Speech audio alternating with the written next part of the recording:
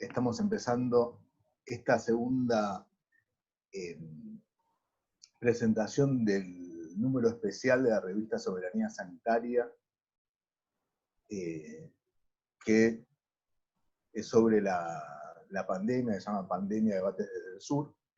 Y en esta segunda presentación tenemos a tres grandes referentes de la salud y el campo popular en nuestro país. Primero vamos a presentar a Miriam Gorban.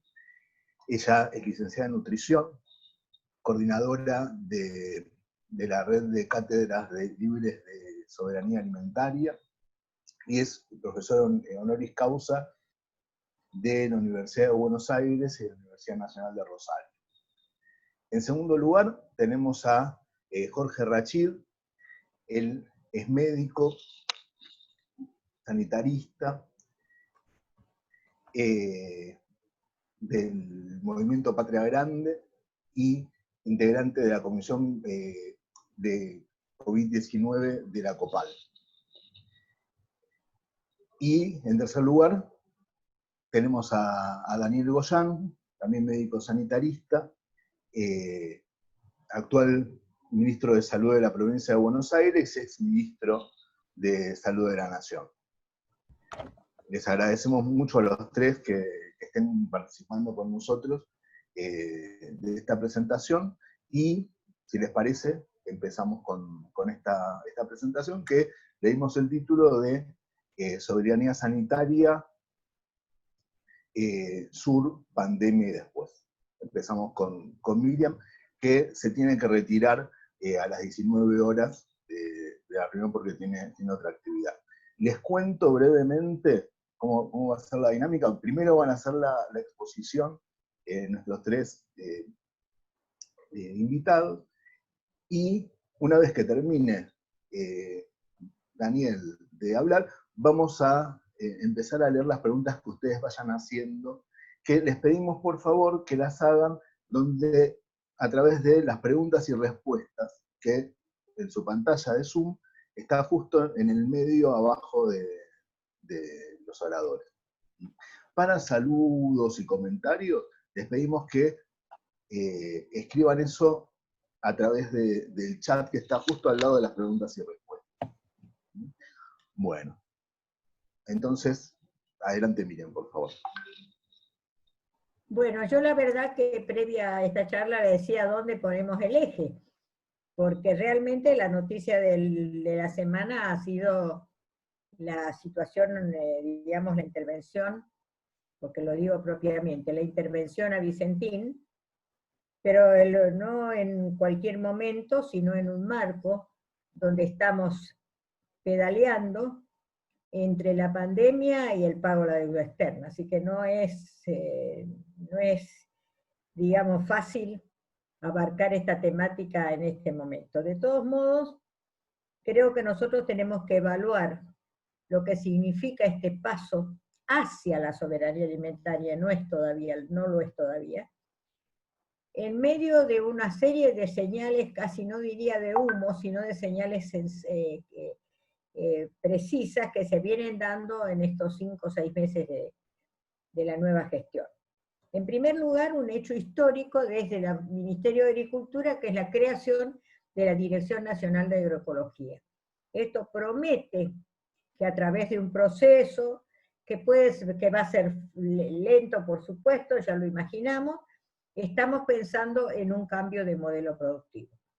La incorporación de dirigentes de los movimientos sociales a los distintos estamentos del Estado, para poner su impronta, su experiencia, sus luchas, sus objetivos. Y por otro lado también el hecho de restablecer y valorar el papel de los agricultores familiares en la producción de alimentos sanos, seguros y soberanos, como los planteamos. A esto le agrego 2 cosas más.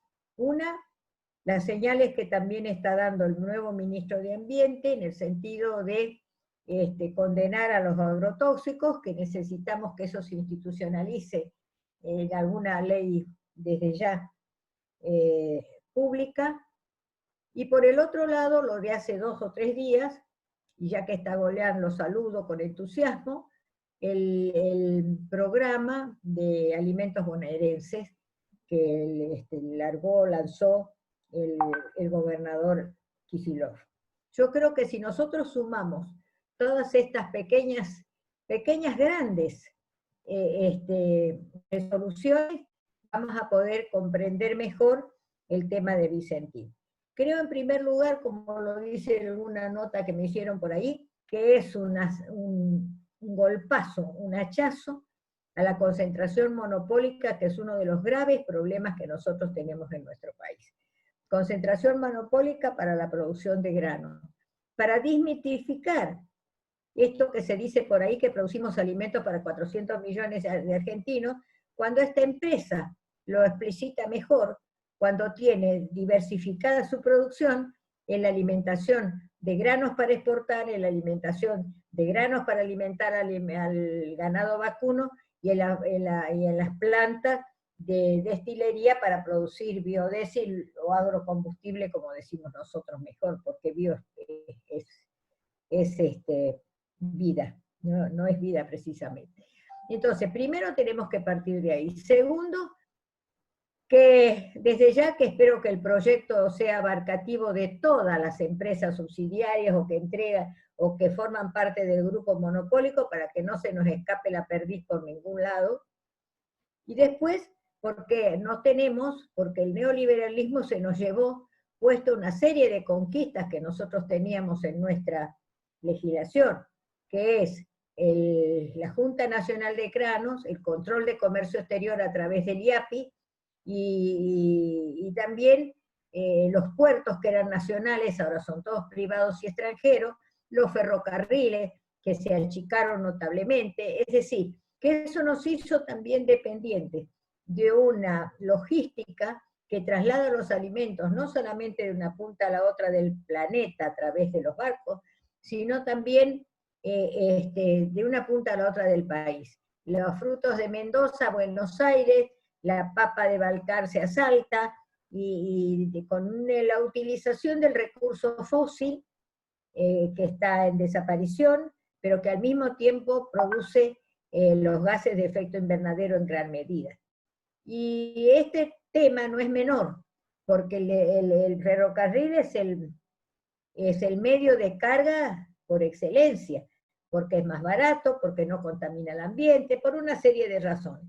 Y lamentablemente los medios se ocupan de eso, de echarle la culpa a Moyano. Nosotros no recuperamos los trenes porque la culpa la tiene Moyano. Y no es cierto, la culpa la tiene el neoliberalismo, que le entregó no a Moyano, a las automotrices, que son las que hicieron su negocio en toda Latinoamérica, porque esto pasa también en Brasil, tampoco ellos desarrollan los ferrocarriles.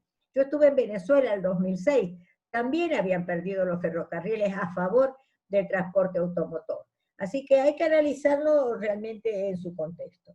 Entonces, nosotros necesitamos, desde ya, esta empresa nos puede servir para ver la trazabilidad. ¿A dónde van los granos? ¿A dónde va la riqueza de nuestro país? ¿Dónde están nuestras divisas? ¿Quién las controla? Nadie sabe lo que entra y lo que sale por los puertos, especialmente de la zona de Rosario, de donde sale toda la producción granaria, no solamente nuestra, sino también la de Paraguay. Y bueno, y esta triangulación hasta de la exportación para evadir divisa es un tema también para abordar, y para recuperar también la capacidad, digamos, de los bancos propios. ¿Cómo es posible que tengamos el 20% de la capacidad operativa del Banco Nación en manos de una sola empresa que encima ya venía en un proceso previo de no pago? Evidentemente acá, tantos que se llenan la boca de la corrupción y de los que se llevaron el Producto Bruto Interno y demás, tendríamos que decir cuántos Productos Bruto Internos se llevaron acá, y gracias, por supuesto, a la audacia, a la claridad y a la capacidad que tiene Claudio Lozano, se puede destapar esta olla. Pero ¿cómo no vamos a recuperar? Vos, si todo el mundo en las redes lo dice, si vos dejás de pagar la luz, te la cortan. Si vos dejás de pagar la hipoteca de tu casa, se quedan con la casa. y a nosotros que nos deben la mitad de la deuda que está contraída por una empresa, si nos apoderamos de ella para recuperar esa deuda, no, eso es mala palabra, de eso no se trata, porque es atentar a la libre expresión, atentar a la propiedad privada y todos los versos que se utilizan. Basta con ver quiénes son los que están en contra de la expropiación, que todavía no se dio, hasta ahora es solamente una intervención y es la expropiación la que va a resolver en la Cámara, la legislatura. Basta ver quiénes están en esa vereda para que nos crucemos la vereda al frente desde ya. Yo me acuerdo, años cuando aparecieron los Alzogaray en escena, decían, basta que Alzogaray diga algo para que yo me cruce a la vereda del frente. De esto se trata, cruzarnos a la vereda del frente, porque realmente son lo peor de los problemas que nosotros tenemos en nuestro país. Por otro lado, el hecho de que el presidente haya hablado de soberanía alimentaria pone sobre la mesa una realidad. El tema de la alimentación es el tema prioritario en la mesa política, productiva del mundo entero, no es solamente el nuestro. Solamente con ver los proyectos que tiene la Unión Europea post pandemia, vamos a ver que este es un tema prioritario. ¿Por qué? Porque cada uno de los países es dependiente de la producción de alimentos primarios que somos nosotros los poseedores. Y no yo, Bush decía, quien no se es capaz de producir la autosuficiencia alimentaria para su propia población es un país dependiente y tiene en peligro su seguridad, y no hablaba de la seguridad de los cañones, que es la que están acostumbrados ellos, hablaba de la seguridad alimentaria. Y de esto se trata, y sobre todo de que en medio de esta contradicción y de la aparición de esta problemática nueva, también está en el marco de un plan gubernamental de la Argentina contra el hambre. Es decir, si alimentamos 400 millones y siguen jorobando con esa consigna, ¿cómo es posible que tengamos nuestro pueblo con hambre? ¿Por qué? Porque lo que producimos son alimentos para las vacas, alimentos para los automóviles, que compiten con nuestro estómago. De esto se trata. Yo creo que hay que valorarlo en ese plano, hay que valorarla para usarla como empresa testigo, para ver qué es lo que está pasando con el comercio exterior, mientras no tengamos, y ojalá la tengamos pronto, porque ya están los proyectos, la Junta Nacional de Granos, que también significa algo que los escandaliza y les preocupa. Es decir, les preocupa todo aquello que controla la máxima ganancia, les preocupa que salga, y necesitamos que salga el impuesto a la riqueza, que el 1% no puede ser dueño de lo que produce todo el país. Somos el 99%, decían los americanos, nosotros también decimos lo mismo. Somos el 99%, necesitamos esa ley. Y el Estado lo necesita para invertir en lo que invierte. Cuando decimos el Estado y los impuestos, no decimos, esos impuestos son los que nos garantizan la salud, esos son los impuestos que nos garantizan la educación, y esto que nos honra. Como país que da acceso a la universidad gratuita, no es pequeña cosa. No es pequeña cosa, pero tenemos que valorarla, y a mí me parece que no la valoramos suficientemente, y no valoramos la capacidad, la creatividad, la inteligencia de este hermoso pueblo argentino. Esta es una de ellas, el acceso a la universidad gratuita, el acceso a la enseñanza gratuita, el acceso a la salud pública. Esto es lo que tenemos que ver, pero al mismo tiempo, en este proceso que también hay que valorar, del plan de Argentina contra el hambre, se valorizó y se puso en primer plano a la economía social. Y esto también es interesante, porque esto nació y es fruto de la creativa popular que nace en el 2001, como las empresas recuperadas. ¿En qué parte del mundo está una cosa similar? ¿En qué parte del mundo también, y esto va por el contrario, se existe alguien que es dueño de 1 millón de hectáreas? Y en un país alguien que es dueño de 1 millón de hectáreas, que equivale a más de un país de Europa. ¿De qué estamos hablando? Y esto es lo que hay que revertir. Nosotros no vamos a alcanzar la soberanía alimentaria plena si no realizamos algo, aunque les agarre un ataque de caspa. Si no realizamos la reforma agraria integral, popular,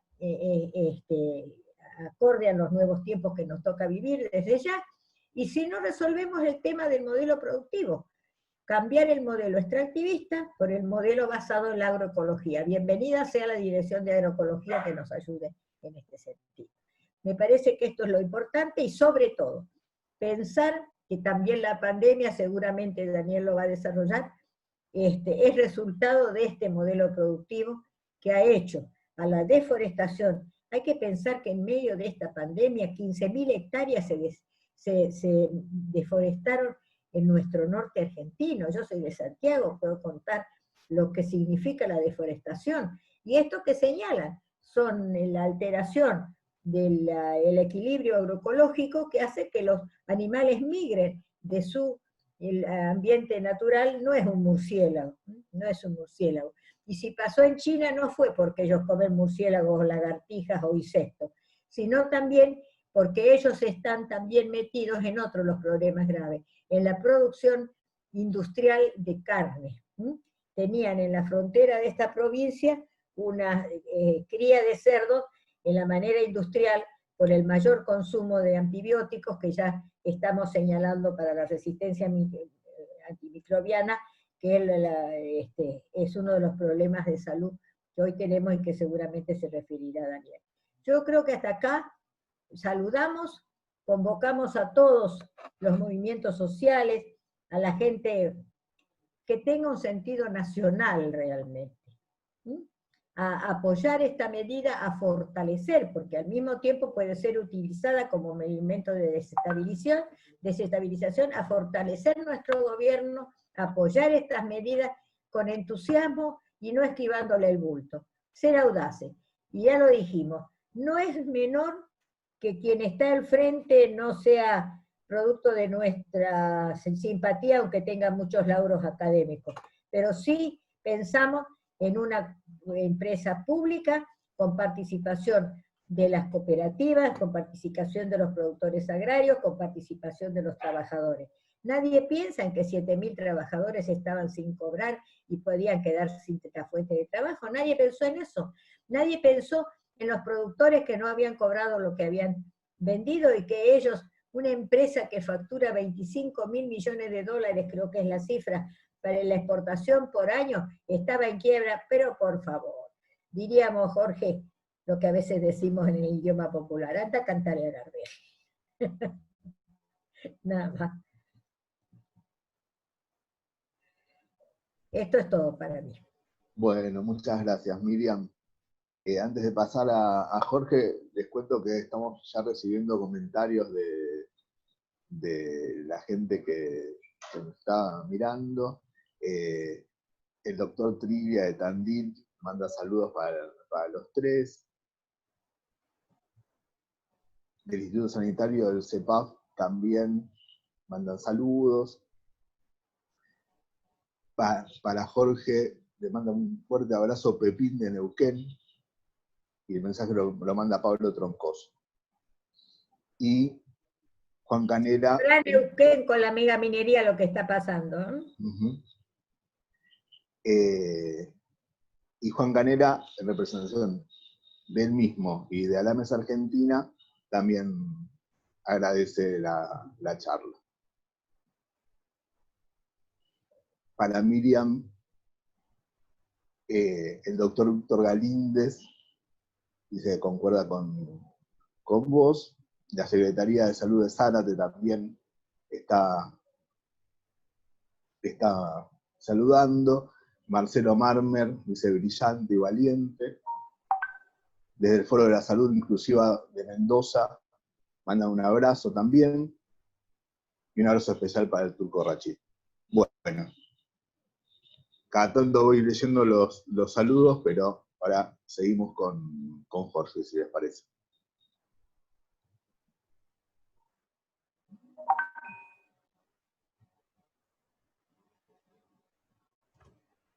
Bien, ¿me escuchan ahí? ¿Me escuchan bien?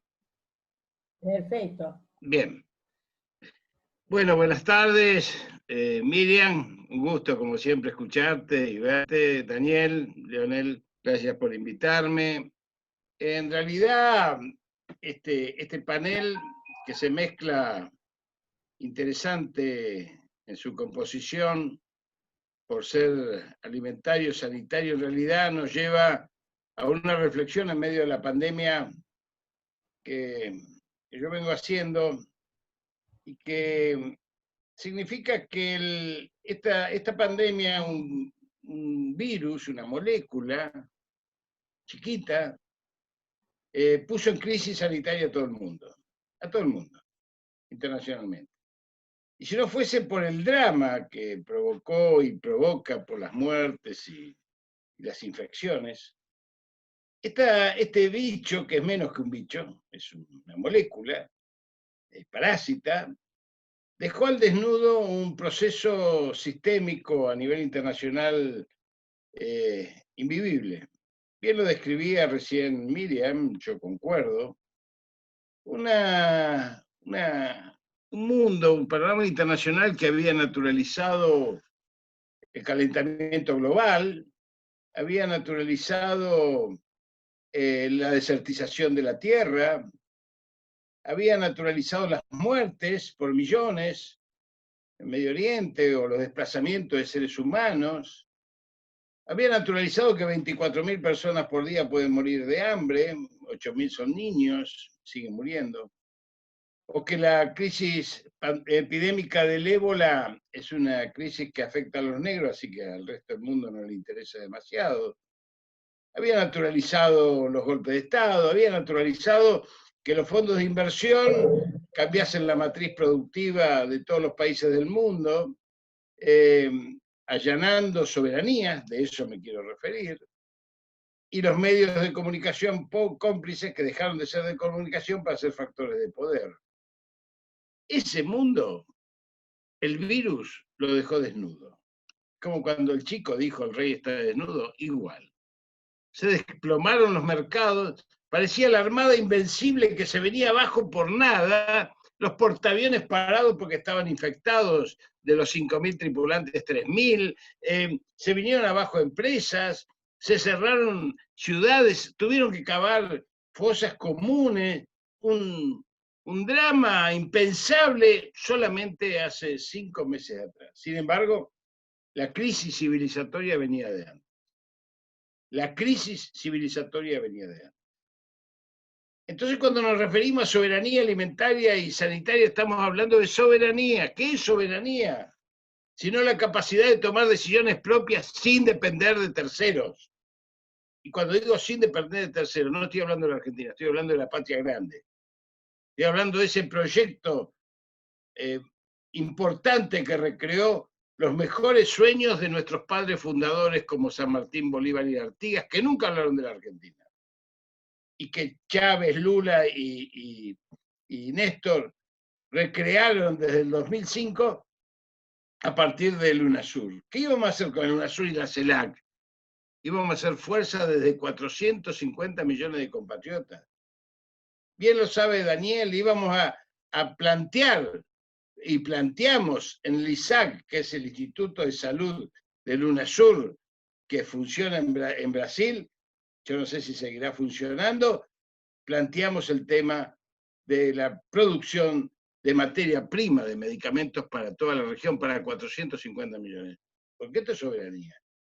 Hoy por hoy se cierra el mercado de medicamentos esenciales y nos quedamos sin medicamentos. Se cierra o entra en conflicto prácticamente, como nos pasó con las fragatas inglesas cuando entramos en la recuperación de las Malvinas, que las 2 fragatas que habíamos comprado quedaron menos que barco pesquero. Y los aviones que le habíamos comprado de Estados Unidos empezaron a tener cortados sus circuitos de alimentación tecnológica. Entonces, soberanía es eso, soberanía es poder tener políticas estratégicas que nos permitan recrear nuestra visión de país y afianzar nuestra identidad nacional. Indudablemente, la pandemia trajo esto como resultado algunas cuestiones que parecían incólumes. ¿Quién se hubiese atrevido hace 5 meses o 6 meses atrás en el mundo, como lo plantean hoy los países europeos, a que el Estado tiene que ser el regulador o el eje de las políticas sanitarias y educativas? Que el Estado tiene un rol preponderante. Esto la pandemia lo puso otra vez sobre la mesa. Uno de los logros de la pandemia. más allá del drama, insisto, del drama y el dolor social que provoca. Y esto del Estado no es un tema menor. En todos los países del mundo hoy saben que el escenario post-pandemia es un escenario nuevo, que debemos aprovechar, como bien dijo Miriam, y discutir todo, desde la reforma agraria hasta ciencia y tecnología y por dónde avanzamos en los satélites propios, en los radares 3D, o cómo avanzamos en la construcción de aviones y de todo lo que tenga que ver con aquello que alimenta la posibilidad de tener hasta maquinaria propia, como tiene la agroindustria, que también hay que fortalecerla, pero hay que fortalecerla con un espíritu donde el pueblo y la comunidad organizada nos sustente, porque si no hay sustento de la comunidad organizada, no hay sustento de las políticas nacionales. O el pueblo está presente en las políticas estratégicas, o esas políticas estratégicas se quedan en lo táctico y aplaudimos lo de Vicentín y nos quedamos ahí. En realidad, yo creo que esto, si bien tiene que ver con una relación de fuerza, también tiene que ver con la voluntad política de hacerlo. Yo siempre recuerdo que en la reunión de Mar del Plata, donde se hizo el no al ALCA, solamente 4 países decían no al ALCA. Eran Venezuela, Brasil, Argentina y la adhesión de Uruguay, sobre 30 países. Y sin embargo, impusieron la voluntad del no al ALCA, que cambió la historia latinoamericana. Por supuesto viene la respuesta del enemigo. El enemigo no quiere dejar que América Latina sea una unidad política, como nos marcó el general Perón con el modelo argentino para un proyecto nacional, que dijo 4 cosas, 60 días antes de morir. Dijo, el mundo va a ser de los bloques continentales o países continentales. Y la Argentina es el país de los alimentos, el agua dulce y los recursos naturales, fósiles y minerales. Y el imperialismo vendrá por ellos con nosotros o sin nosotros, y dependerá de la capacidad de los argentinos para defenderlo. Modelo argentino para un proyecto nacional. Les recomiendo que lo lean como el discurso del año 72 sobre el medio ambiente, que el Papa lo recrea en parte con el Laudato Si. Yo les digo esto porque la soberanía no es algo que se construye solamente desde los discursos, tampoco se construye solamente desde la gestión. Miren, no hay gestión sin ideología y no hay ideología sin gestión, porque la gestión sin ideología es una sucesión de tácticas para realmente acomodar lo que existe, y nosotros como movimiento nacional y popular, latinoamericano, emancipador, tenemos la obligación de cambiar una sociedad injusta por una sociedad justa. Tenemos que cambiar un sistema de coloniaje cultural por un sistema de identidad nacional, americana, mestiza, morena, profunda, esa identidad que nos llena porque viene en el sincretismo de las subjetividades, lo va a entender esto Leonel también, de las subjetividades de los pueblos originarios hasta los inmigrantes, que no es una acumulación de culturas, es una nueva identidad que se va gestando. Hay un pensador, Aymara, muy lindo, que dice que no se trata de ser indigenista ni se trata de ser hispanista, se trata de ser algo nuevo, como es lo que han hecho como experiencia en Bolivia. Y Ortiz, un pensador filósofo cubano, dice, un ser nuevo tiene los genes de sus padres, tiene los genes que le anteceden, pero a su vez tiene su propio perfil, tiene su propia identidad y tiene su propio desarrollo por sí y para sí. Es algo nuevo. Eso él lo llama transfiguración, ¿no es cierto? O sea, tiene que ver con poder ser, desde esta identidad, la capacidad de luchar por la soberanía. La soberanía no es algo que estén dispuestos a regalar los países centrales. Mientras hoy transitamos esta pandemia, nosotros nos estamos preparando para ver cuáles son los ejes de la discusión post-pandémica. Porque no va a ser el mundo que conocimos, va a ser diferente, pero el enemigo también se está preparando. El capitalismo está preparando un capitalismo renano para trasvestirse en la post-pandemia.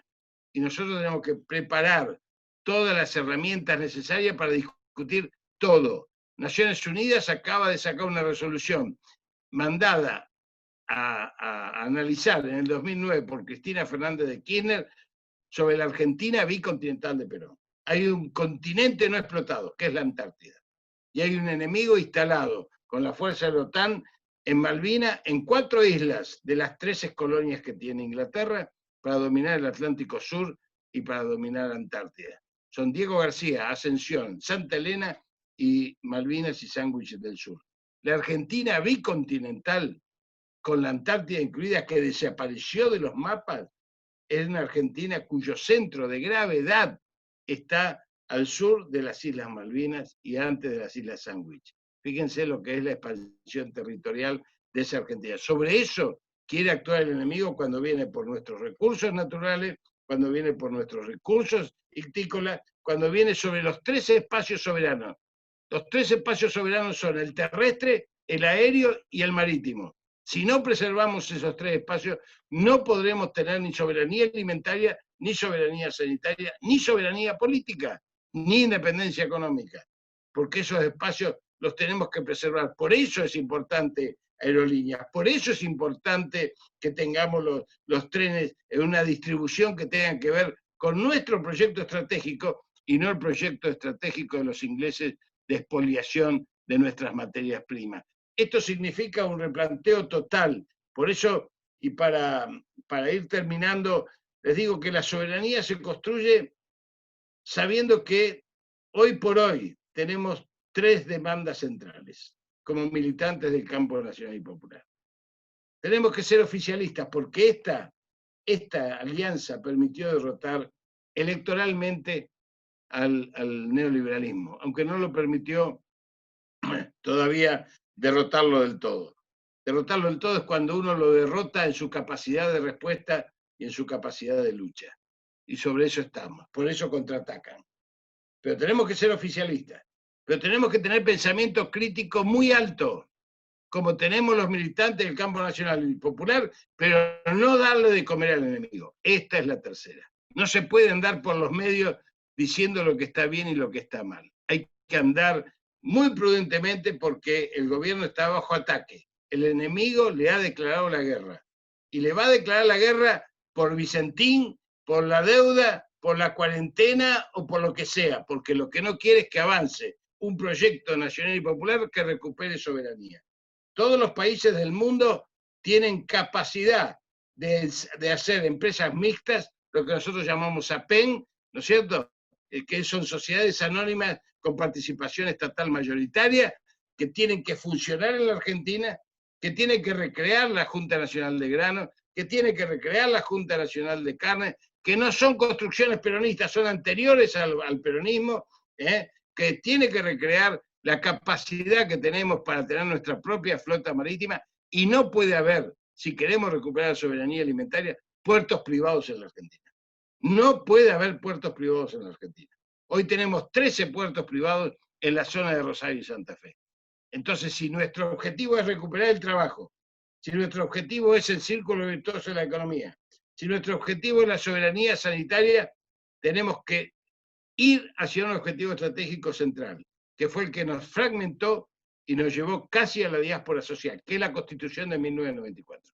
Esto lo podemos decir acá, no lo vamos a decir afuera, pero le vamos a decir permanentemente al presidente, hagamos cuestiones y caminos para llegar a eso. Hagamos cuestiones que nos lleven a la estatización de los servicios públicos porque son derechos humanos. Y Carrillo nos enseñó que agua corriente y cloaca es el mejor plan de salud. Entonces, si son derechos humanos, son protegidos constitucionalmente, y si son protegidos constitucionalmente, no pueden estar en manos del lucro. Esto tenemos que reafirmarlo.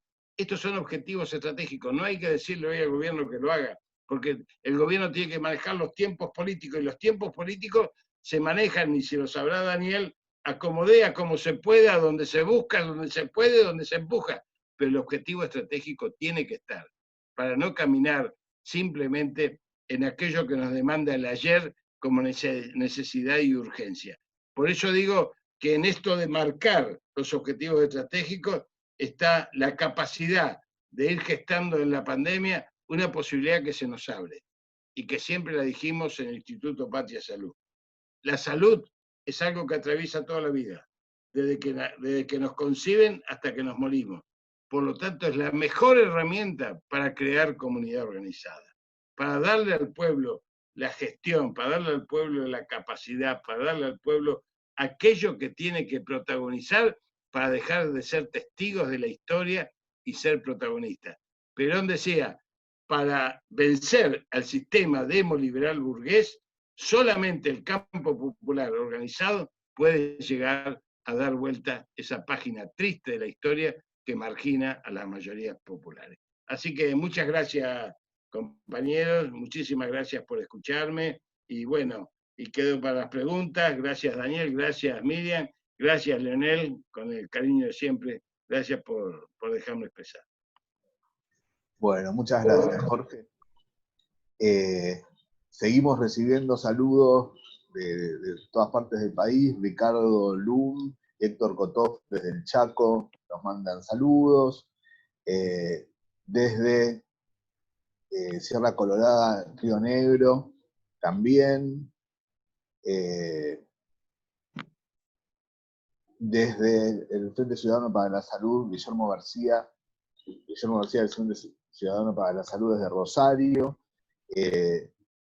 Desde la Secretaría de Salud de Bolívar, de la provincia de Buenos Aires, desde Liliana Segovia, Loli Segovia, de General Rodríguez, de Compromiso y Participación, también estaba presente. Nos mandan saludos desde María Alfonsina, desde Río Turbio, Santa Cruz, la Coordinación de Salud Mental de la Región Quinta, en provincia de Buenos Aires también está mandando saludos. Cecilia Soc de Lumpaz también está, saluda especialmente a Miriam. Bueno, y así siguen, nosotros vamos a ir leyéndolos de a poquito a medida que sigan avanzando. Si les parece, pasamos a Daniel ahora.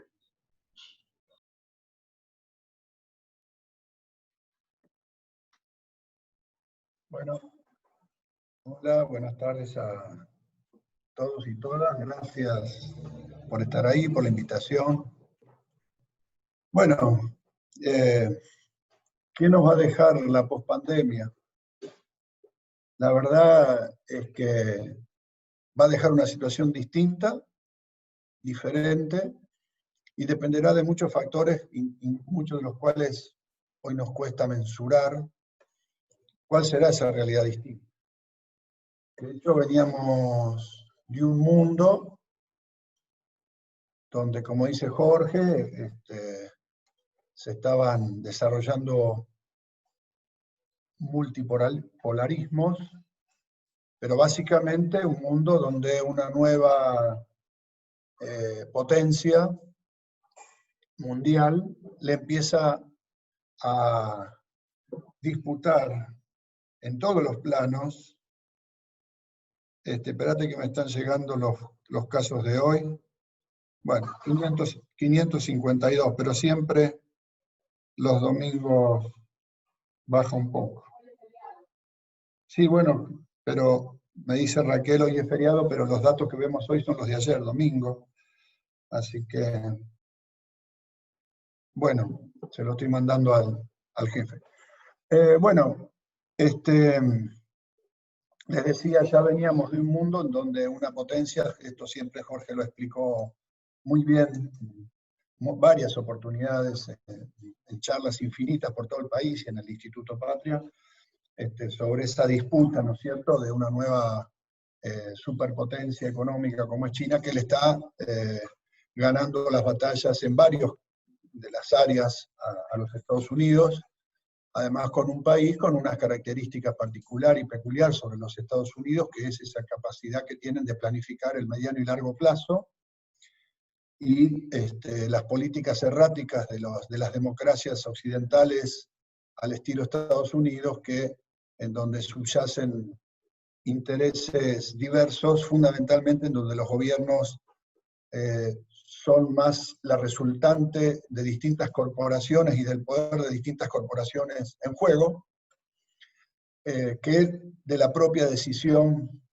del gobierno, de las propias decisiones del propio gobierno, por decirlo así, ¿no?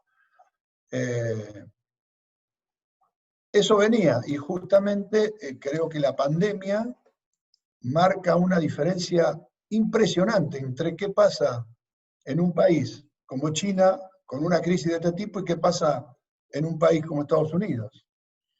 País como China, 1.350 millones de habitantes, una escasa cantidad de muertos, 4.000 y pico, 5.000. Suponete que no nos hayan dicho todos los muertos, que serán algunos más. Obviamente no fue una catástrofe humanitaria, ni mucho menos. Una capacidad de organización espectacular, una capacidad de respuesta espectacular en términos sanitarios, y la contracara absolutamente del otro lado del océano, ¿no? Realmente se vio lo que sucede en los Estados Unidos de Norteamérica, claramente una cantidad tremenda de muertos, de casos, una ineficiencia muy fuerte a la hora de dar respuestas, y estoy hablando exclusivamente de lo sanitario, y toda la conflictividad política y de intereses corporativos que hay detrás de cada una de estas cosas, lo cual hace que sea tal la ensalada que los resultados están a la vista. Entonces creo que hay una distancia muy fuerte en el potencial que tiene China y en el potencial que tiene Estados Unidos, que no solamente, vuelvo a decir, es por cómo se responde a una pandemia, sino que es un símbolo de cómo un país con determinado tipo de organización logra una respuesta cualitativa y cuantitativamente absolutamente efectiva contra el otro, y eso es simbólico porque se traslada a todo el resto de las actividades sociales, económicas en juego. Así que ahí empieza el virus casualmente en China, y simbólicamente nosotros dependemos, y los Estados Unidos y todo el mundo depende de las provisiones de China para dar respuesta a la pandemia en cuanto a insumos, equipos de protección personal, aparatología. Tiene que salir Donald Trump a decir, bueno, dependemos de los respiradores de China. Eso ya estaba, y la pandemia creo que está en el marco de esa disputa muy fuerte que se está dando, que ya había tomado ribetes muy visibles en términos comerciales, pero ahora creo que con estos gobiernos de ultraderecha, pseudo no sé qué, como el de Donald Trump, porque la verdad que cuesta encasillarlo en algún lugar por algunas cuestiones, sabemos que son de ultraderecha, todo eso, pero la verdad que cuesta encasillarlo, a los Donald Trump, a los Bolsonaro, aún en la lógica de las derechas y todo, cuesta encasillarlos. Son personajes siniestros que van surgiendo, pero que es producto de la corrupción de un sistema. Son producto de la corrupción de un sistema. En Estados Unidos de Norteamérica creo que Donald Trump es el candidato más joven. Tiene 73, 74 años, 78, 75, y aún con el bueno de Bernie Sanders, por decirlo. Digamos, esto está marcando algo pasa con esas democracias, en donde Bloomberg, 78 años, y todos son los candidatos. Esas democracias, entre comillas, me parece que están entrando en un periodo de caída, que obviamente estas cosas no pasan de un día para el otro, pero que claramente se ve un estado de descomposición allí. Ahora, también siguen teniendo un enorme poder, no solamente militar, siguen teniendo un enorme poder, y leía los otros días cómo hay empresas industriales, vamos a poner automotrices, generadores de bienes de ese tipo, que en Estados Unidos han pasado a ser ya la segunda generadora de riqueza. Francamente, las empresas tecnológicas y las empresas vinculadas a los desarrollos de las plataformas informáticas y todo esto son los que son las que realmente ahora tienen 3 veces más rentabilidad, pero contratan 1/3 de la gente, de los trabajadores. Son empresas basadas en el individualismo, en la dessindicalización, en el trabajo individual, en el trabajo solo en tu casa, en el trabajo sin asociación entre pares, trabajadores, sin derechos a una jubilación, sin derechos a un... Digo porque está en debate también hoy el teletrabajo, ¿no? Hoy acá en la Argentina me refiero. Y esto también es una cuestión que vamos a ver cómo queda después de la pandemia, que por supuesto no es solamente por la pandemia, pero en estos momentos esos sectores son los menos afectados por la pandemia, precisamente por su naturaleza. Hoy los que más venden son Galperín, con Mercado Libre, todas, Amazon, Alibaba, están haciendo pingües ganancias, porque la gente que compra a través de esos medios, porque la pandemia encerró a todo el mundo en sus casas. Las empresas, verán cómo crecieron las empresas de delivery de alimentos. Tremendamente, 50-60% creció la demanda de un trabajo que es absolutamente precario, sin ningún tipo de cobertura, sin ningún tipo... Dependés de una aplicación que cuando tenés un problema, nadie se hace cargo. Digo, porque también tenemos esa contradicción latente de fondo entre el avance tecnológico y la expulsión de mano de trabajo, de mano de obra, en estos modelos tecnológicos modernos, pero que además generan sociedades individualistas, sociedades de todo el mundo, de mucha gente trabajando en su casa, sin ese criterio comunitario y solidario.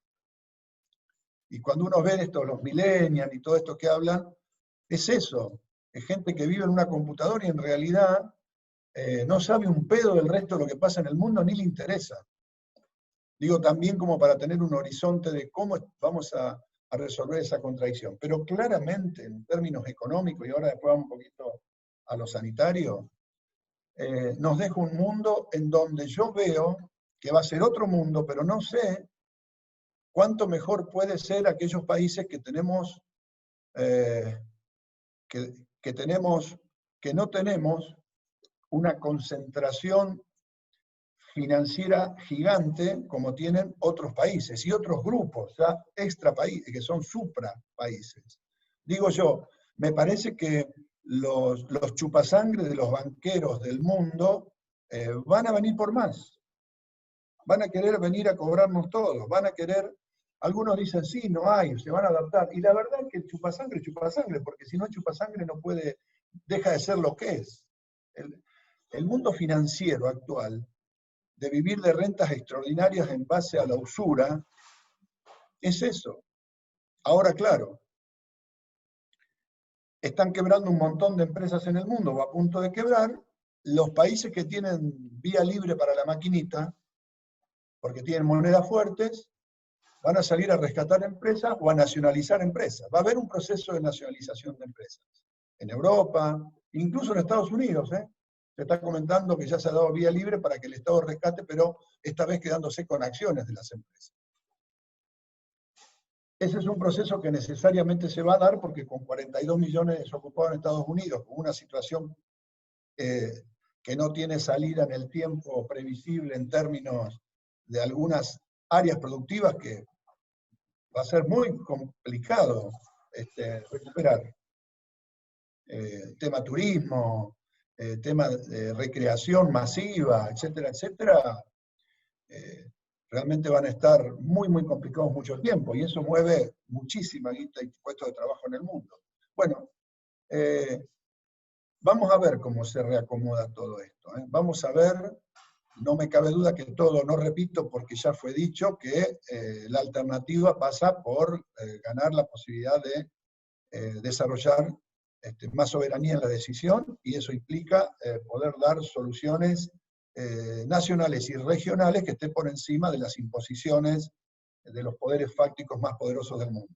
Que van a estar en problemas, pero que obviamente, vuelvo a repetir, son los que tienen la maquinita, son los que tienen la estructura financiera, son los que tienen los sectores más parasitarios de la economía, chupando la sangre, y son los que tienen además los medios de comunicación para generar este perverso sentido común de que eso que se hace es lo que está bien, cuando todos sabemos que es parte de todo el problema global que tenemos y no es ninguna solución, sino es parte del problema. La pandemia con el virus estamos en bolas, por decirlo así en forma un poco popular. Estamos bastante desorientados en términos de cuánto puede durar, si hay rebote, si no hay rebote, cuánto es la impunidad, con lo cual tenemos un montón de variables que no podemos dominar, con lo cual todo lo que se hace es a tientas, ¿no? El problema es que en salud nosotros tenemos algo que se llama principio precautorio. No podemos imaginar los escenarios más banales, siempre tenemos que trabajar sobre los escenarios más duros, porque si te equivocas, se muere mucha gente. Y eso nos genera una situación complicada de cara al futuro, porque hoy hablábamos, ¿y cuándo termina esto? 8 meses, 6 meses, bueno, si aparece la vacuna, ¿cuánto? Bueno, si hay una medicación efectiva, ¿cuánto? Bueno, todas son cosas que están en un signo de interrogación hoy. ¿Cómo se comporta el virus? ¿Cómo se va a comportar? Si hay rebote, si no hay rebote, ¿cuándo se llegaría al efecto, ese declamado efecto manada? Bueno, miren, la verdad que hasta ahora en el mundo la cantidad de gente que se infecta es relativamente baja. En Irán tenemos un rebote que es mayor que el primero. Hoy están por arriba de 3.000 casos, es mayor que el primero. Después de haber bajado a menos de 1.000 casos, ya tienen la segunda ola. Y bueno, la única noticia buena acá es que la tasa de letalidad baja muchísimo en la segunda ola, a menos de la mitad. A menos de la mitad. Esa es la buena noticia, si se quiere. Pero tenemos rebotes en un montón de lugares. En Panamá tuvieron que declarar toque de queda nuevamente porque se liberaron y se fue al carajo. En 22 estados norteamericanos ya tenemos un efecto rebote, que no se sabe todavía bien hasta dónde, la magnitud y cuánto.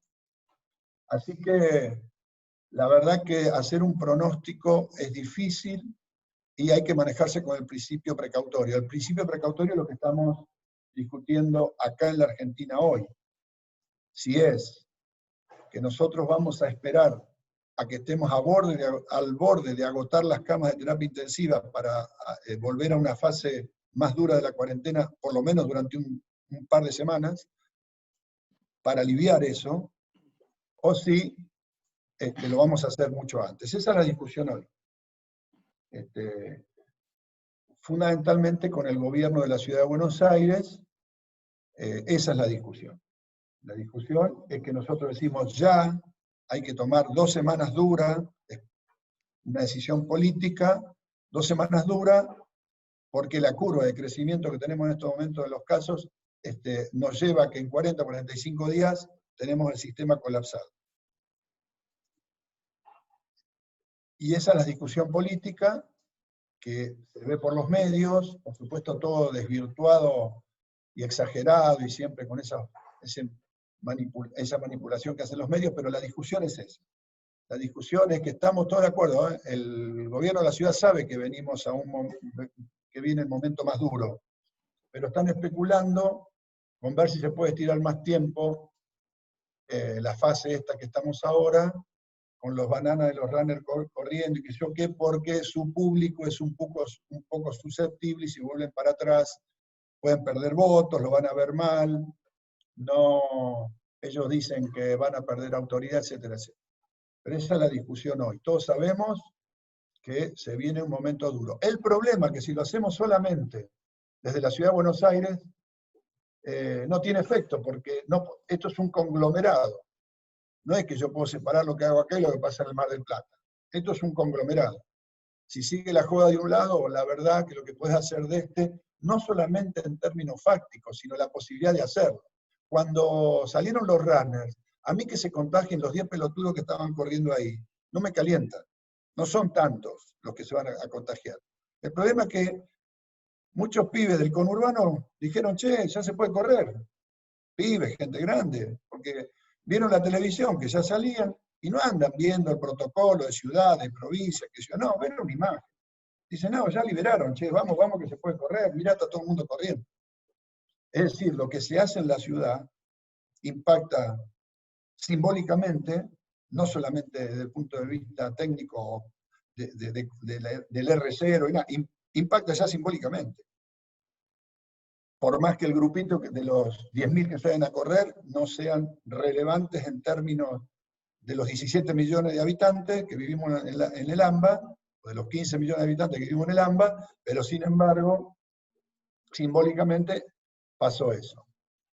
Bueno, esa es la discusión que tenemos hoy, y que vamos a elevar a Alberto Fernández. Nosotros aumentamos 1.000 camas de terapia intensiva, bueno, duramos 2 semanas más, si la curva sigue creciendo de esta manera. Eso es lo que se mejoró, 2 o 3 semanas más de poder recibir a la gente que va a terapia intensiva. No basta con eso. Ahora, para terminar, porque creo que si no me voy a ir de tiempo, hay tantos temas que uno quiere tocar. En salud, en la provincia de Buenos Aires, no quiero tocar los otros temas porque ya se habló, de esta pandemia se sale con un sector público fortalecido. Estamos saliendo. Las camas de terapia, todo lo que se ha invertido en salud, se queda en la provincia de Buenos Aires. No es que para ahora y se termina. Salvo las camas de los sanatorios Antártida, que son por 3-4 meses, el resto, que eso se desarma porque tiene otro objetivo, el resto de toda la infraestructura, todo lo que se está haciendo, 2.200 becarios incorporados, más de 2.000 personas que estamos tomando, todo eso que entre a la planta que se queda, ya se queda definitivamente. Además estamos pasando todo el mundo a la planta en la provincia de Buenos Aires. No van a quedar más contratos, becas. Esos son pequeños logros que uno hace en el medio de una crisis, pero que con un objetivo. Es decir, sale fortalecido desde la estructura. Tenemos una debilidad, que es el primer nivel de atención, que nosotros no lo podemos ir a reparar desde la provincia hoy en el medio de la pandemia, porque depende de los municipios. Era un trabajo fino que veníamos haciendo antes de la pandemia con todos los intendentes para empezar a colocarlos en una misma lógica y generar un modelo de financiamiento que apoye esa lógica de primer nivel de atención, con equipos de atención, etcétera, etcétera, áreas programáticas, todo. Era una construcción que veníamos haciendo y que ahora en esto quedó como parada en el tiempo porque estamos buscando camas de terapia intensiva, internación y todo eso. Y con el primer nivel de atención actuando fuertemente, pero te quiero decir sin la posibilidad de ahondar hoy en un tema estructural. Lo vamos a retomar enseguida que se termine este lío, porque es lo más importante, por supuesto, para el sistema, es poder cohesionar el primer nivel de atención para la estrategia de la atención primaria de la salud en la provincia de Buenos Aires. Pero además de eso, emergió otro problema, que es que el sector lucrativo de la salud entró en colapso. Entró en colapso. No el sector financiador, el sector prestador.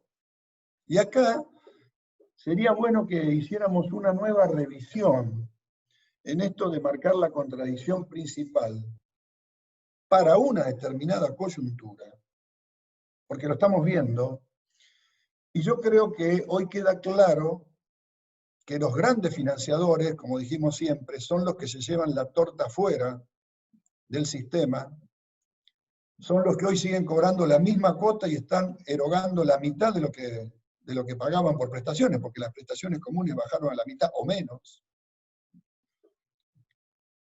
Y ahí estamos viendo el sector prestador de la provincia de Buenos Aires, que tampoco es el sector prestador de la ciudad, donde hay mucha más connivencia de intereses entre el sector de prepagos y este sector privado prestador, realmente estaba quebrado. Y tuvimos que tomar una determinación, porque se quedaban directamente, se perdían 1.500 camas de terapia intensiva en plena pandemia si no se podían pagar los sueldos y comprar los insumos de 190 clínicas y sanatorios de la provincia de Buenos Aires.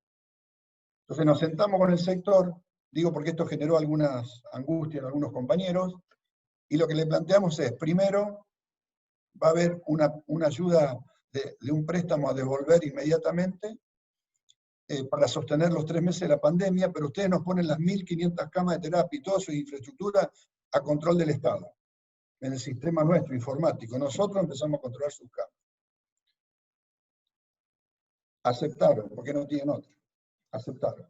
Así que hoy tenemos por primera vez en la historia el sector prestador, una parte importante del sector prestador de la provincia de Buenos Aires, que sube los datos al CISA, que sube sus camas al CISA y al cual nosotros podemos monitorear el uso de esas camas y el valor de cada una de esas camas.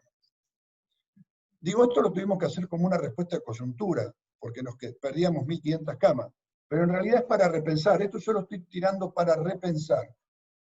Porque una opción, que decían algunos compañeros, bueno, que quiebren todo y nos quedamos desde el Estado. Bueno, hoy en medio de una pandemia no tenemos capacidad de ir a atender 300 clínicas y sanatorios desde el Estado, no la tenemos.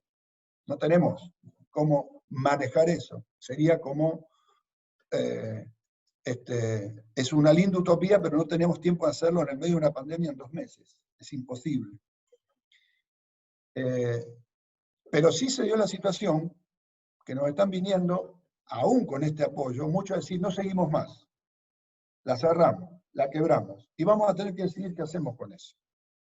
Ya se han empezado a decidir, hemos adquirido una clínica en Temperley, con el IOMA, el municipio de Escobar municipalizó el Sanatorio San Carlos, y hay varias experiencias que ya el PAMI, porque además necesita el PAMI hacerlo, porque si no, no tiene camas donde prestar. Cierran clínicas que atienden 70, 80, 100 camas de PAMI. Entonces también el PAMI va a tener que ir a rescatar eso, y si nos piden, porque van a cerrar, también el IOMA va a tener que hacerse cargo de otras más que de las que hoy no están. Bueno, eso va poniendo también, reconfigurando un sistema prestador mucho más manejado por el Estado. Mucho más manejado por el Estado. Y esto es una consecuencia de la crisis que se nos vino encima, que nos da una oportunidad de fortalecer el subsector público prestador y fortalecer el sistema prestador administrado por PAMI y por IOMA. Este proceso va a seguir. Este proceso va a seguir. Así que, en conclusión, hay muchas cosas para decir, pero en conclusión es que en salud en la provincia de Buenos Aires vamos a salir con un Estado mucho más fortalecido en términos de la parte del segundo y tercer nivel de complejidad.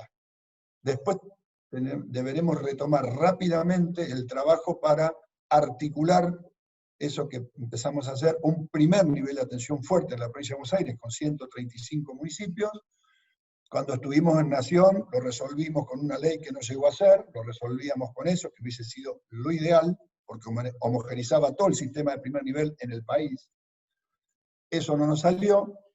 Veremos hasta dónde se puede hacer con la provincia, tenemos un proyecto lindo, pero bueno, también la cuestión presupuestaria hay que irla viendo, porque imaginarán ustedes que la provincia de Buenos Aires y el conjunto país, y más con esta crisis, está con serios problemas financieros, pero la idea es no solamente articular con los municipios a través de determinada herramienta un primer nivel de atención mucho más homogéneo e integrado en red a través de las regiones sanitarias y con el Ministerio de Salud de la Nación, sino también desarrollar algunos efectores propios al estilo Atandos. No creo que sea para este año, obviamente, pero está ya el proyecto y lo estamos trabajando con Mario Robo y otros compañeros, de manera de ir en este momento saliendo de una crisis muy dura en la provincia de Buenos Aires, aprovechando todas estas circunstancias para ir fortaleciendo un sistema de salud un poco más racional.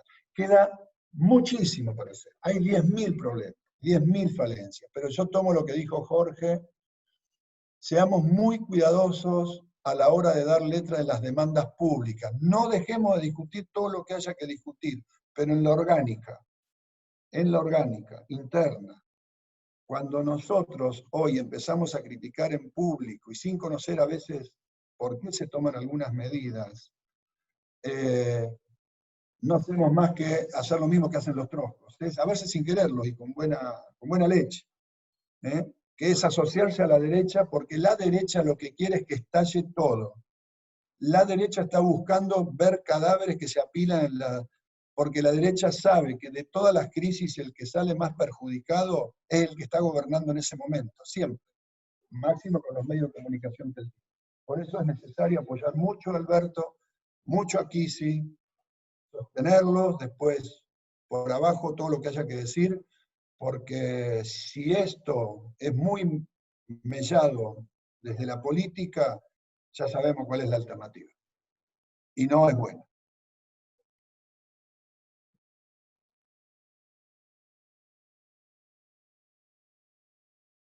Ahí terminé, ¿eh? Bueno, muchas gracias, Daniel. Muchas gracias a los tres. Miriam se tuvo que ir, como había avisado, a las 19. Pero si les parece, bueno, seguimos recibiendo saludos de Junín, de Los Toldos, de Bahía Blanca, en la provincia de Buenos Aires, de Chipoleti, en Río Negro, de Neuquén Capital y de Chosmalal, en Neuquén, el doctor Galíndez, el jefe de sala de cirugía del Fiorito, te manda saludos, Daniel. Bueno, y realmente son infinitos. Si les parece, vamos a pasar a las preguntas, que también estuvimos recibiendo unas cuantas. Empezamos con la primera. A propósito de los comentarios de Miriam, nos piden, Daniel, haz un comentario sobre la creación del nuevo programa de salud ambiental en el Ministerio de Salud de la provincia.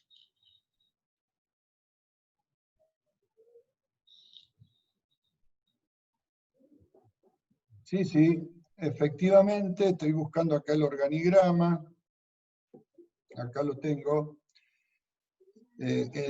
Nosotros tenemos 4 subsecretarías. En la provincia de Buenos Aires hay ministro, secretario y subsecretario, no hay rango de secretaría. Así que los subsecretarios equivaldrían a los secretarios de la Nación. Así que tenemos 4. En una de ellas tenemos la Dirección Provincial de Salud Ambiental, que es en la Subsecretaría de Gestión de la Información, Educación Permanente y Fiscalización.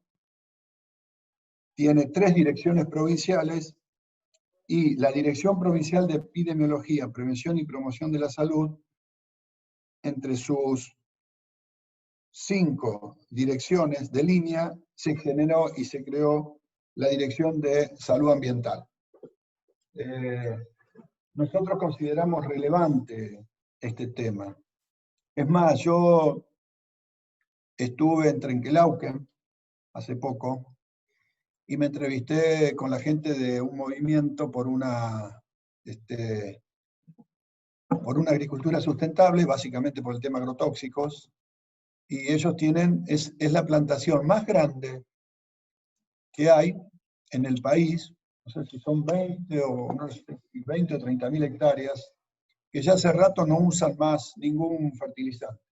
Hay otra, fertilizante no, ningún agrotóxico. Hay otra en Entre Ríos, y han generado como un movimiento que el objetivo es demostrar que la rentabilidad es buena, que es un mito que se aumenta la rentabilidad con el uso de agro. Porque es cierto que el rinde baja un poco, pero se compensa con el ahorro que se hace tremendo de los agroquímicos, que son costosísimos, que están a precio dólar, etc. Pero además, ellos ponen el riesgo ambiental, que en el mundo está cuantificado. Es decir, en el mundo, no en todo el mundo, pero en los países que más cuidan su ecología, que son los que después tienen empresas acá que no las cuidan mucho, lo que hacen es, le ponen al riesgo de la destrucción ambiental un precio. Y eso se suma en la estructura de costo, porque vos podés decir, yo tengo una empresa y tiro todo al río. Claro, me sale más barato que si pongo la planta de procesamiento de residuos. Ahora, en el mundo, primero que en otros países te cierran inmediatamente, no podés hacer eso. Pero suponiendo que se dijera, bueno, sí, hacemos la vista gorda, porque si no hay muchas empresas, bla, bla, bla, Eso tiene un costo ambiental que lo terminás pagando después, indefectiblemente. Indefectiblemente. Cuando vos tomás los residuos de los basurales y los procesás, y queda un 5% que sí lo puedes hacer en una disposición final, y todo el resto, mezclándolo con distintas cosas, haces baldosas o ladrillo. Ese ladrillo, esa baldosa te sale más cara, pero si le pones el factor de corrección de riesgo ecológico o de costo ecológico, es más barata. Es más barata. Pero claro, hay que meter todo esto en discusión. Entonces nosotros decidimos meter una dirección para que empecemos a discutir no solamente las cuestiones más directas, ¿no? De salud y ambiente, de ambiente sano y todo eso, sino empezar a discutir esto, los modelos productivos y cómo impactan en la salud de la gente. Esto, ustedes recordarán que nosotros en la última reunión que hicimos de COFESA, cuando estábamos en el Ministerio de Salud de la Nación, fue tema de agenda. Salió en todos los diarios, ¿no? ¿Por qué? Porque vos tocás ese tema y es un tema álgido. Enseguida la oligarquía terrateniente, las grandes empresas, que yo te van a la yugular, porque es un tema sensible. Pero bueno, así como en enfermería generamos un consejo directamente dependiente de la unidad ministra, un consejo de enfermería para poner el tema enfermería en un punto superlativo, y ahí consideramos que tenía que ser incluso algo más abarcativo que una dirección. En el tema específico, más abarcativo me refiero por la problemática y todo, generar un consejo donde estuvieran todos los sectores. En ambiente generamos una dirección no solamente para tener el raviol, sino para empezar a dar este debate.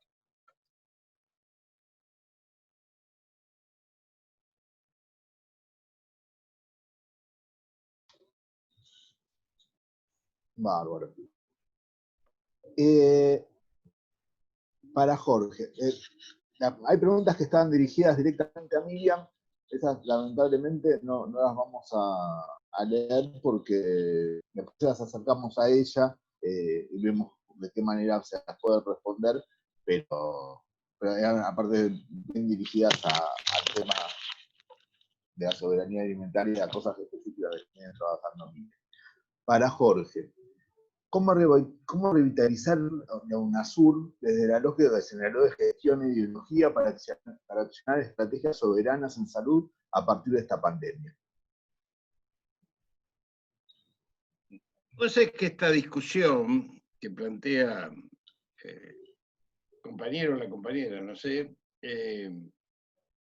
yo siempre la refiero a algo que pasó por nuestras vidas y a lo mejor no nos dimos cuenta. En el 2001-2002, en medio de la crisis nacional, si yo le decía a cualquiera de los que estamos acá presentes, miren, en 7 años, 6 años, vamos a tener una unidad latinoamericana que va a recrear la patria grande de los mejores sueños de nuestros ancestros, todo el mundo me hubiese dicho cambiar el Tetrabric porque te está haciendo mal, cambiar el vino. En realidad era impensable en el 2001 una cuestión así. Lo que yo digo cuando, y esto lo discutimos a fondo, cómo hacer para caminar en ese sentido sin justamente imponerle al gobierno cuestiones que no están quizás en este tiempo. Y esta es la discusión de la política. ¿Cómo hago yo para apoyar a este gobierno y a su vez estar planteando aquellos que pueden ser los caminos sobre los cuales reconstruyamos la idea de la patria grande? Y a mí me parece que esto tiene que ver entonces con plantear cuestiones que hoy no forman parte de la agenda y probablemente no, como bien dice Daniel, para otras cuestiones. Nosotros en salud no nos vamos a plantear que mañana vamos a hacer una atención primaria a la salud como la ley que hicimos cuando estuvo Daniel en el Ministerio de la Nación de los 6.000 equipos, porque en medio de la pandemia esto no lo podemos hacer. Ahora, si caminamos hacia ahí, sí. Y tampoco hoy vamos a hacer lo que siempre discutimos de los sistemas solidarios, de meter todas las mangueras para adentro para evitar, digamos, esto que es que el financiamiento de la salud sea apropiado por sectores realmente que forman parte del sistema perverso de los fondos de inversión. Lo vemos todos los días. ¿Cómo hacemos para que esto caminemos en ese sentido? Bueno, yo digo, una manera de caminar de ese sentido es, primero, no dejar de plantearlo entre nosotros como objetivo estratégico. Nuestros jóvenes, nuestro pueblo, nuestra comunidad organizada, tiene que tener utopías y esperanzas hacia las cuales caminar. Porque también es una forma de organizar. No solamente se organiza para tapar un desagüe que no tiene cloaca a cielo abierto en provincia de Buenos Aires, no solamente se organiza para ir a trabajar juntos, no, también se organiza cuando hay una ilusión de un destino compartido. Entonces, me parece que nosotros tenemos que ser capaces de plantear estos temas como objetivos estratégicos. La reforma de la nueva Constitución, yo la veo como un elemento central, sobre todo en salud, sobre todo en educación. En salud, el único artículo de la Constitución Nacional que nos rige hoy está referido a los consumidores. Si hay consumidores, hay mercado. Y el mercado en salud mata, como todos sabemos. Por lo tanto, nosotros sabemos que si fortalecemos la producción pública de medicamentos, fortalecemos esta inversión impresionante que se está haciendo en ciencia y tecnología, recuperándola, si ponemos en marcha nuestros mejores esfuerzos científicos tecnológicos al servicio del pueblo y los compartimos con nuestros compatriotas latinoamericanos, vamos a estar caminando en ese sentido. Hoy por hoy estamos fabricando los kits. Somos el 9º país del mundo que hace kits serológicos. Bien, esto es una forma también de construir futuro. Yo imagino una América Latina sin fronteras, con pueblos integrados, con objetivos comunes, con construcciones comunes, con producción de materia prima de medicamentos comunes, con producción de aviones comunes, radares comunes, satélites comunes, kits y todos los implementos que hacen a la soberanía sanitaria y alimentaria, e incluso las semillas, las mejores semillas, por parte del INTA, y esto podemos llegar a exportarlo. Ahorita se está haciendo esto, de a poco. Bueno, tengamos proyección, porque, miren, con esto termino, Leonel, no te pongas nervioso. El hecho del antiimperialismo solo no nos lleva a ningún lado. Eso es muy chico. Porque dijo un filósofo argentino que se llamaba, fue compañero nuestro muchos años, Fermín Chávez, y habló de la epistemología de la periferia. Si nosotros no somos capaces de sacarnos de encima el tema de que somos periferia, nosotros no somos periferia de nadie. Somos pensamiento propio, universalizado en el pensamiento americano y con proyección internacional. Esta es la única manera de dejar de ser, ¿no es cierto?, cabeza de ratón y empezar a pensarnos en cómo nosotros desde América Latina reconstruimos aquellos valores que han sido arrasados en el mundo por esta lógica invivible que describíamos hasta que llegó el coronavirus. Bueno, muchas gracias, Jorge. Me quedaba pensando también, además de tener objetivos comunes, lo importante que es también con nuestros jóvenes y con nuestros compañeros poder pensar la historia también, ¿no? Hay que derrotar a Mitre, porque ¿qué plantea Mitre? ¿Civilización o barbarie? Civilización lo que viene de afuera y barbarie de nosotros. Entonces, si no derrotamos a Mitre, nuestros chicos crecen con civilización y barbarie. Bueno, ahí volvió Miriam. ¡Hey, Miriam! Así que buenísimo que podés estar acá de vuelta, Miriam. Y hay preguntas que son dirigidas a vos directamente. La primera que te hacen es, ¿el impuesto de riqueza no debería ser permanente en lugar de ser considerado un gravamen excepcional?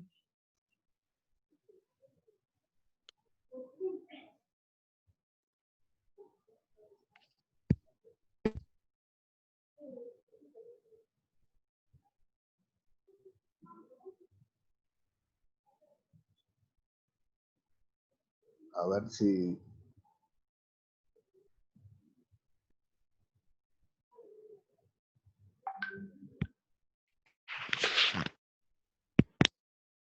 ¿Estás hablando, Miriam? Porque no se te escucha.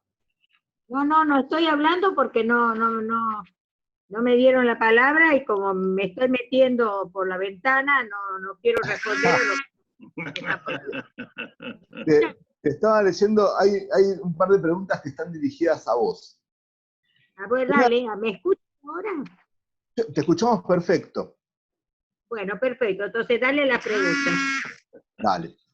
Una era sobre el impuesto a la riqueza. No debería ser permanente en lugar de ser un gravamen excepcional. Bueno, por supuesto que Alemania pone el 10% y en forma permanente. Nosotros estamos haciendo cacareando porque ponemos el 1% como excepción. Claro que tendría que ser permanente, desde ya que yo acuerdo. Pero son políticas públicas, se irán dando en la medida que esto avance. Sabrá, depende de la relación de fuerzas, alguno de ustedes ya lo dijo. Y como era muy de por sí o por no, te hago la siguiente pregunta que está dirigida a vos, que es, ¿de qué manera podemos interpretar que municipios que están alineados con los gobiernos provinciales de la provincia de Buenos Aires y nacional aprueben una ordenanza sobre el uso de agrotóxicos que permite fumigar a 150 metros de la población? Bueno, es el caso de Mar Chiquita.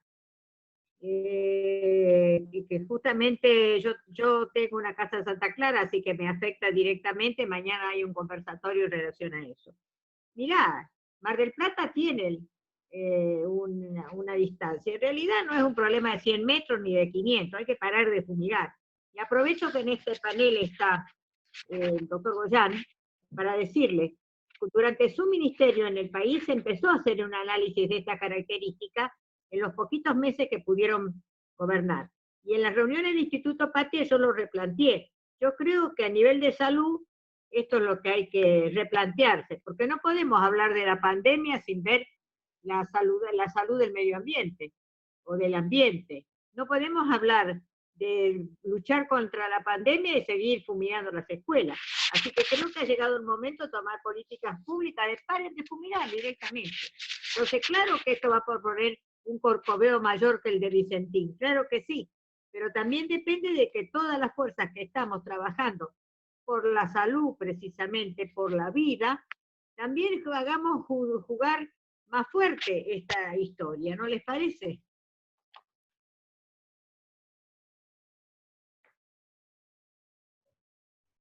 Tal cual, Miriam. Sí, ahí Miriam, justo vos había salido porque había una pregunta anterior de que nosotros por primera vez en la historia, en el Ministerio de Salud de la Provincia de Buenos Aires, en el organigrama nuevo, que ya está aprobado y funcionando, pusimos una dirección de salud ambiental. Y bueno, explicamos esto, el ejemplo de municipios en la Provincia de Buenos Aires que están haciendo cultivos sin agrotóxicos y que...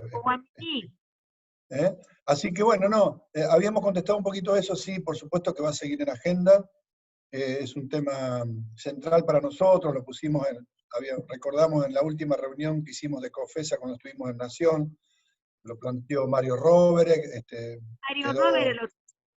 Claro, bueno, y quedó en agenda ya, bueno, y habíamos previamente también hecho una reunión de análisis con varios organismos del Estado respecto a esto, que fue boicoteada en su momento muy fuertemente cuando había buenas conclusiones por Lino Barañao. En persona fue y paró todo eso.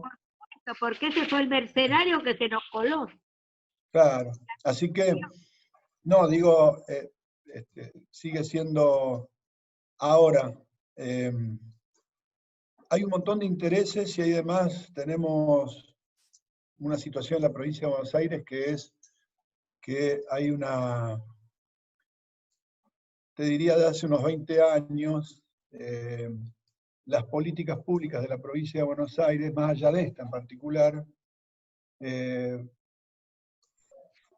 fue perdiendo fuerza la capacidad del gobierno provincial de establecer políticas y ganaron muchísimo los intendentes.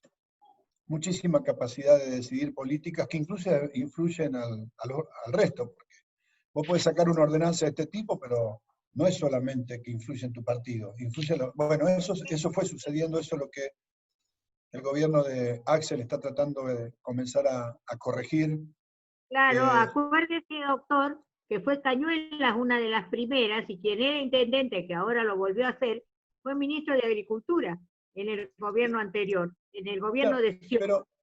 pero además yo te digo, acá siempre hay cuestiones de intereses, no cabe duda, siempre hay intereses atrás de cada cosa, intereses económicos, eso no, uno no es inocente en esto, pero también hay muchos intendentes que por ahí tienen un nivel de análisis muy relativo, muy chico, y cualquiera va y los convence porque le lleva 3 escritos de una compañía de allá, de acá, una universidad, y los tipos lo toman. A veces, vuelvo a decir, o muchas veces habrá interés económico, a veces ni eso.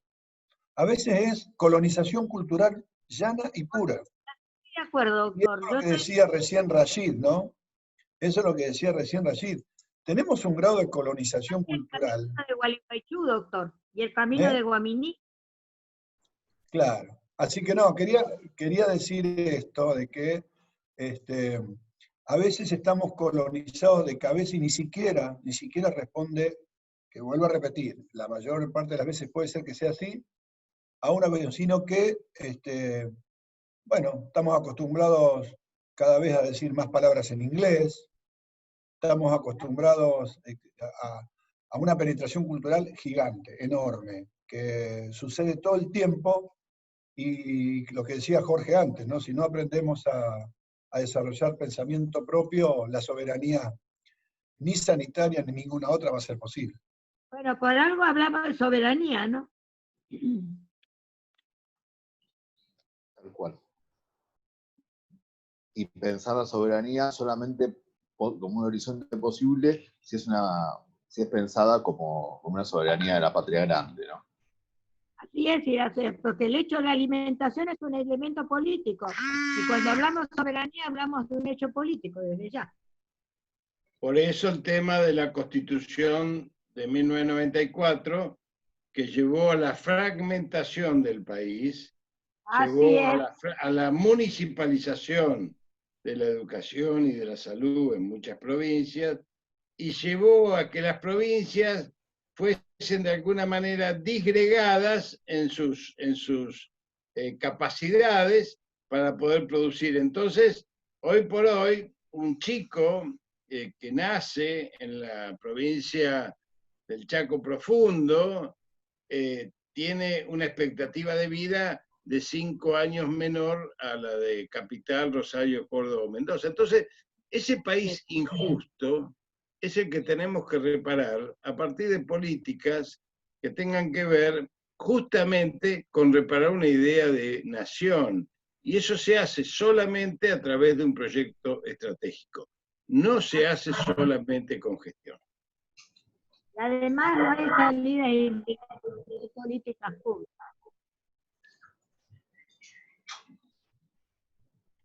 Bueno, si les parece, pasamos a 2 o 3 preguntitas más.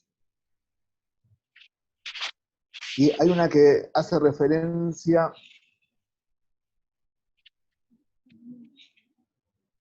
Perdón,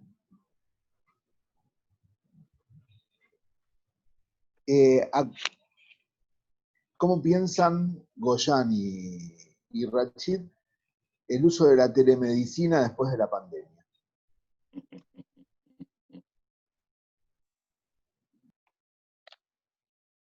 Te digo, la pandemia nos está dejando a todos medios expertos, ¿no? En el uso de estas herramientas por necesidad informáticas a largo tiempo. Nosotros, claro, seguimos pensando que no hay nada como la cuestión presencial de trabajo, en el trabajo. Pero siempre planteamos que estas herramientas son muy válidas, la telemedicina es muy válida. No creemos que pueda reemplazar procesos integrales de trabajo como se planteaba en algún momento el presidente que se fue, esto de que la telemedicina y los robots iban a reemplazar a los seres humanos. eso no lo creemos claramente, pero siempre dijimos que no hay que negar la herramienta. Estas son herramientas. Y como toda herramienta, vos la podés usar bien o la podés usar mal. Todas las herramientas electrónicas, de telemedicina, de telesalud, obviamente que es innegable decir que no son útiles, son útiles. Ahora, siempre y cuando sean herramientas y no pasen a querer reemplazar a los seres humanos de carne y hueso que somos los sujetos de todo esto, ¿no?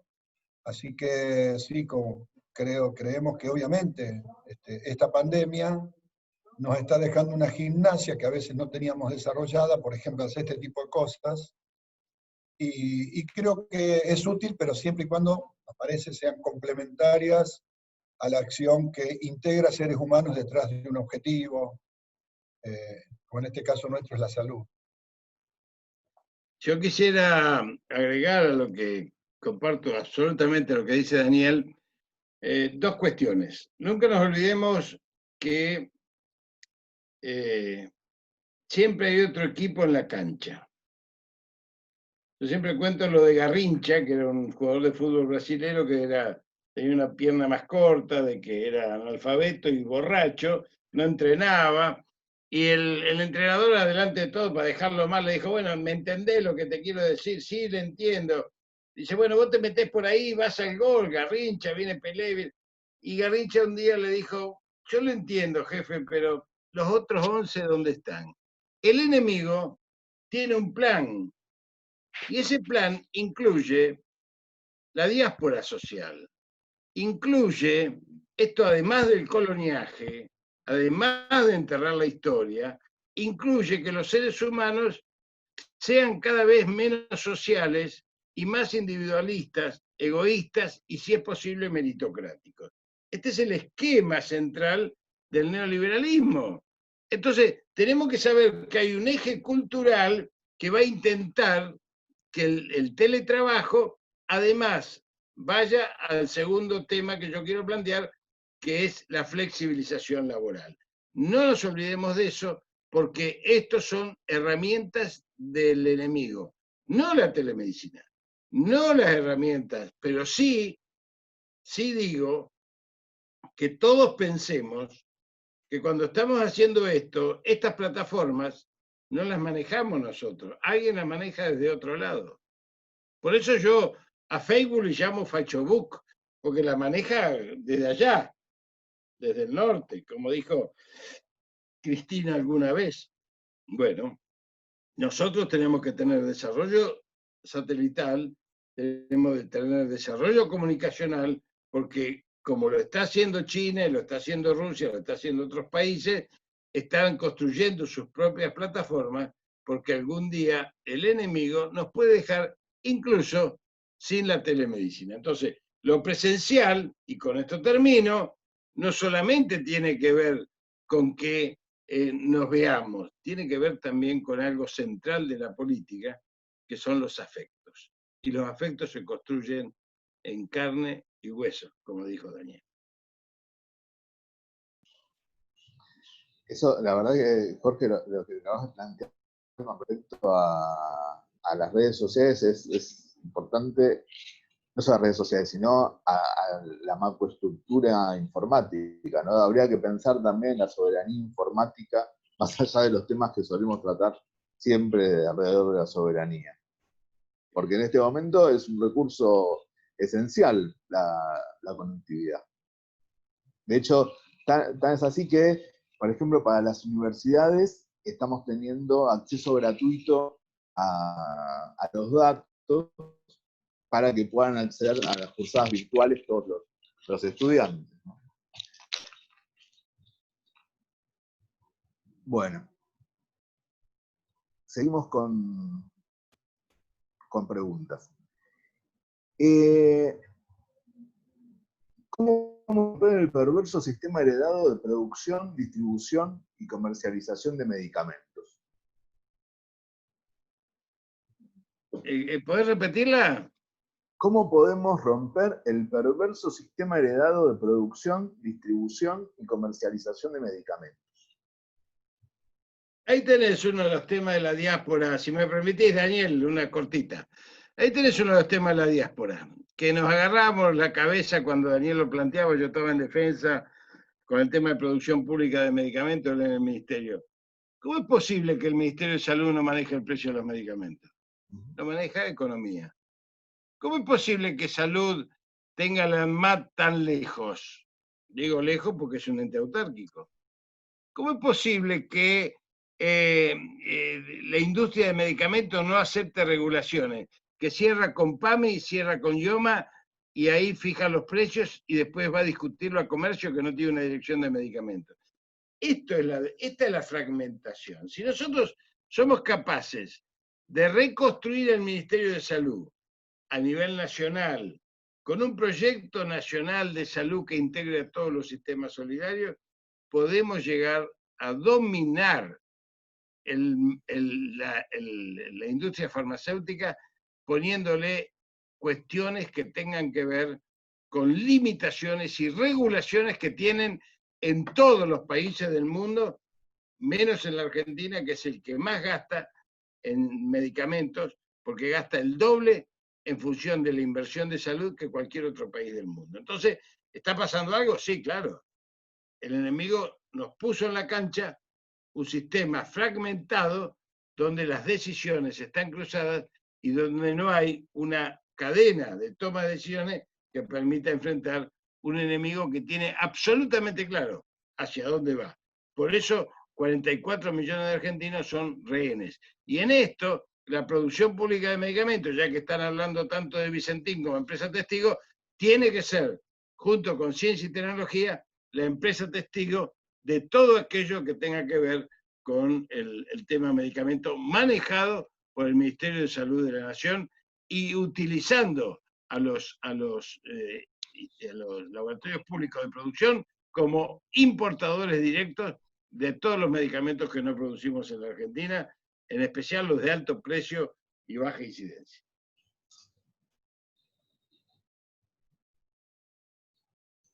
Daniel, sobre esto, sobre la producción. Me acuerdo con lo que dice Jorge y plantear que algo pequeño, pero no tan pequeño, se hizo en el PAMI, con un vademecum propio, que creo que es valorable en este momento, gratuito, con las monodrogas, gratuito para todos los afiliados del PAMI, me parece que es un tema trascendente.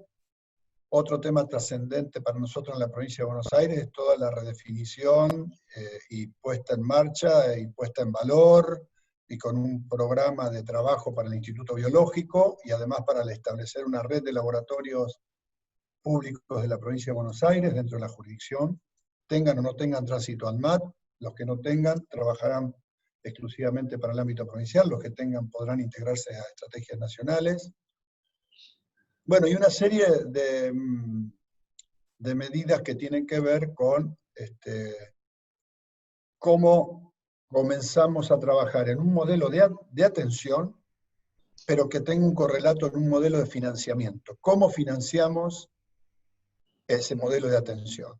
Porque es una discusión que le hemos dejado muchas veces en manos de los tecnócratas economicistas, de la economía de la salud, y me parece que nosotros teníamos a veces, éramos medio pudorosos de hablar de plata en términos de salud. La verdad es que tenemos que tener un modelo de financiamiento, y por eso en la provincia de Buenos Aires largamos un paquete que tiene que ver con la idea de cómo orientamos el financiamiento para poder sostener el sistema que queremos. Que no se nos vaya hacia un sistema curativo y que premiemos y privilegiemos el sistema preventivo.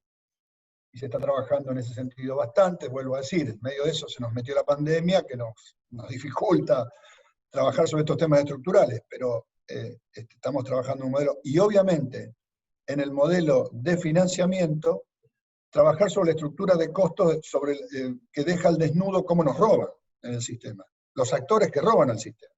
Y no estamos hablando solamente de los que financian y sacan ganancias extraordinarias. Estamos hablando de cómo roban del sistema asquerosamente las corporaciones del oxígeno, las corporaciones de los residuos patogénicos, son corporaciones mafiosas.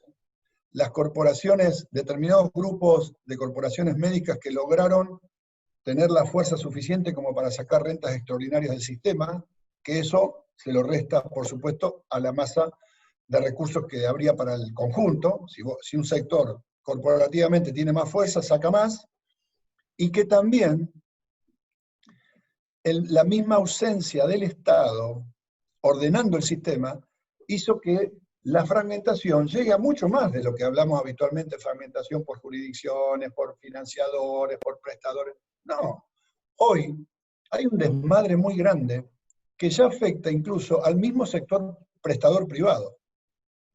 ¿Qué observamos hoy?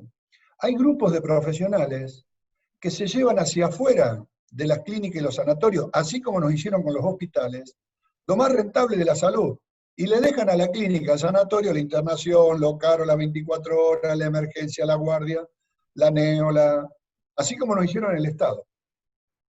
Entonces, se genera una enorme cantidad, porque además detrás de eso después aparece la asociación de tal cosa. Tenemos 100.000 asociaciones de científicos, de no científicos, de corporaciones, de cámara, de los del rayo, de los de diagnóstico, de imágenes, de laboratorio. Todo tipo montan una oficina corporativa que defiende el sector. Y todo eso lo termina pagando el sistema. Todos esos gastos, ¿quién cree que los paga? Sale del sistema. Tenemos 50.000 intermediarios en el sistema. Entre el que pone la plata para algo, que sea el Estado, quien sea, y quien ejecuta un acto de salud, hay 20 tipos comiendo en el medio, generando cosas que después son un negocio para ese sector. Pero además después se empoderan. Tienen poder de lobby, tienen poder de prensa, tienen poder de medios, tienen poder para generar discordia judicial, etcétera, etcétera, etcétera. Denunciantes seriales. Entonces, esto tenemos que entender que el grado de descomposición, de desarticulación que llegó el sistema de salud argentino es gravísimo. Entonces tenemos que trabajar también sobre cómo vamos rompiendo esas corporaciones que extraen rentas extraordinarias. Nosotros acabamos después de 20 años de estar cerrado, pusimos en marcha la planta de oxígeno del Hospital Iriarte. 7 millones de pesos ahorra Quilmes de oxígeno domiciliario. Otro tanto de oxígeno para las 40 unidades sanitarias. Y ahora lo vamos a llevar ese oxígeno, porque la planta es enorme, para toda la región sanitaria. Por supuesto que nos vinieron a ver a la empresa, primero ofreciéndonos que nos dan gratis. No que te bajan el precio. No, que si no pones en marcha la planta, te lo dan gratis. Porque saben, producir oxígeno vale 18% que lo que te cobran estos tipos. Y también cuando vas sobre el tema de estructura de compra, nosotros tenemos un problema a resolver, que es el Estado nos dejó un problema serio el gobierno anterior, 6, 8 meses de atraso en el pago. Entonces es muy difícil hoy licitar y conseguir buenos precios. Pero estamos trabajando en un modelo que nos permita comprar en forma masiva directamente a los productores. Un suero fisiológico que vale 90, 95, 100 mangos, lo conseguía a 45 mangos de esta manera. Digo, si vamos poniendo el tema, los procesos de producción pública, pero también vamos haciendo algún tipo de asociaciones de este tipo, en donde saqués intermediarios, saqués los que están financiando el sistema, vas logrando una enorme cantidad de recursos que se vuelcan en algo que realmente le sirva a la gente en términos de prestaciones de salud. Lo que pensaba, ahora vamos a ir cerrando, es primero lo interesante, Dani, que pasaste de la producción de medicamentos, del mercado de medicamentos, a pensar en un modelo de salud y la lógica de financiamiento. Y lo que me estaba rebotando en la cabeza mientras te escuchaba, es que eso es indispensable que se acompañe de un de un cambio cultural también, que habría que ver cómo se produce, porque nosotros tenemos muy metida la cuestión de que si estás en un prestador privado es mejor, o si uno tiene una prepaga, tiene derecho a tener una mejor prestación de salud. Y estamos inundados de medicamentalización. Es decir, que para cada problema hay un medicamento que lo soluciona, o por lo menos lo morigera. Y creo que está estrechamente relacionado con lo que vienen trabajando ustedes y también con lo que viene trabajando Miriam hace mucho, porque por el lado de la soberanía alimentaria y de alimentación, hay un montón para hacer en contra de la medicamentalización.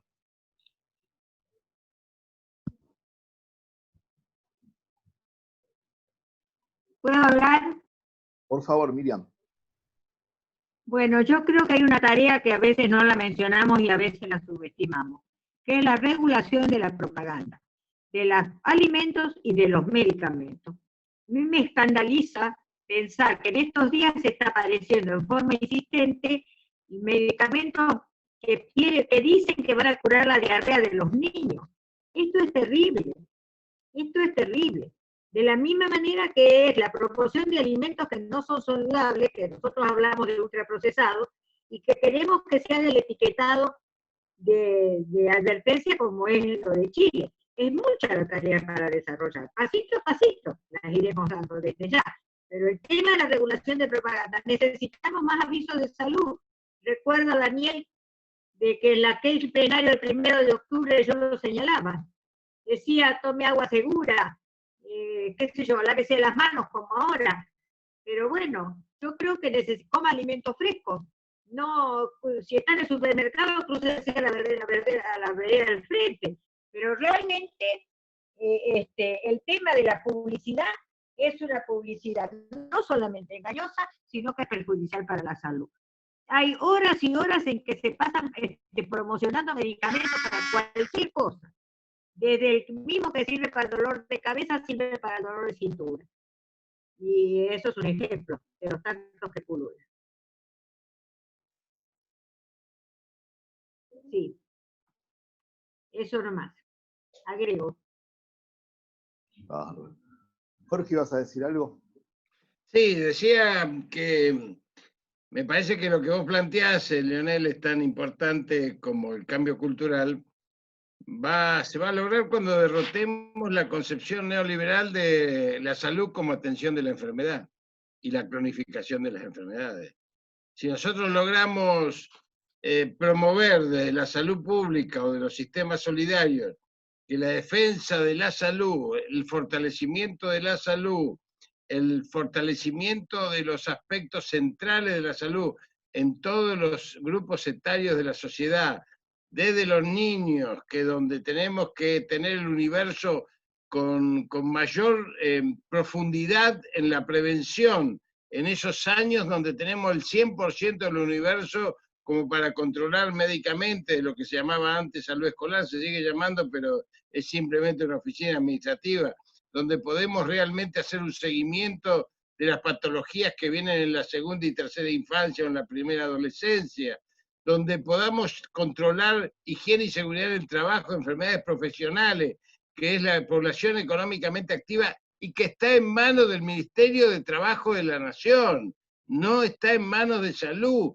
Entonces, esto, nosotros, si somos capaces de dar una batalla, como se hizo con la asignación universal por hijo, fijando la necesidad del control sanitario y de la prevención de la salud, vamos a poder derrotar esto que es la cronificación de las enfermedades, que lleva a la medicalización de la sociedad, como vos bien decís, y que obviamente ha instalado que para vivir hace falta tomar una pastilla, para tener emociones a favor, para no sufrir, para dormir bien, para levantarse mejor. Todas estas cuestiones tienen que ver con una pastilla. Esto nosotros tenemos que dar una feroz lucha, y en esa feroz lucha está la prohibición absoluta de la publicidad de medicamentos en las pantallas y en las redes sociales.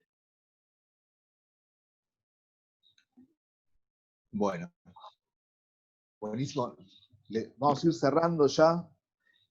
Les pedimos disculpas a quienes mandaron preguntas si no las llegamos a leer, pero tratamos de ir repartiendo los temas lo mejor posible, que estén todos representados. Les agradecemos muchísimo Miriam, Jorge, Daniel por participar. Y bueno, A ustedes, a todos los que están ahí, que eran 139, muchísimas gracias. Muchísimas gracias. Bueno, muchas gracias. Algunos se quejaron porque lo borraron. ¿Cómo? Algunos se quejaron porque no lo dejaron acceder o porque los borraron. Eso me llegó por los WhatsApp. No, borrar no se borró a nadie. Si nos avisaban que no podían acceder, hacíamos lo posible para que puedan entrar. Yo no pude acceder porque tenía, pero puede ser. De todos modos hay que publicarlo, porque acá hay conceptos esenciales que hacen al centro de nuestras preocupaciones hoy y aquí, que es la salud. Les No contamos hay economía, no hay divergencia en este sentido. Les contamos que todas estas charlas las estamos grabando, después las publicamos, las ponemos en el canal de YouTube de la Fundación. Pues la idea es que justamente esto que estamos haciendo sea una herramienta de lucha, sea una herramienta de discusión y sirva para la construcción de la soberanía sanitaria, de la soberanía alimentaria y de la soberanía en general. Así que en unos días va a estar esto subido a YouTube y ya los vamos invitando a la charla que vamos a tener el lunes que viene, 22 de junio, a las 18 horas también, donde van a estar Mario Rovere, Volney Rafa, de Brasil, y Marcela Velardo, que va a ser sobre salud internacional en el contexto de la pandemia. Muy bien. Les agradecemos mucho a todos. Muchas gracias, Miriam, un beso, Leonel, un abrazo, Daniel, otro, chau, chau. Un abrazo, también bien.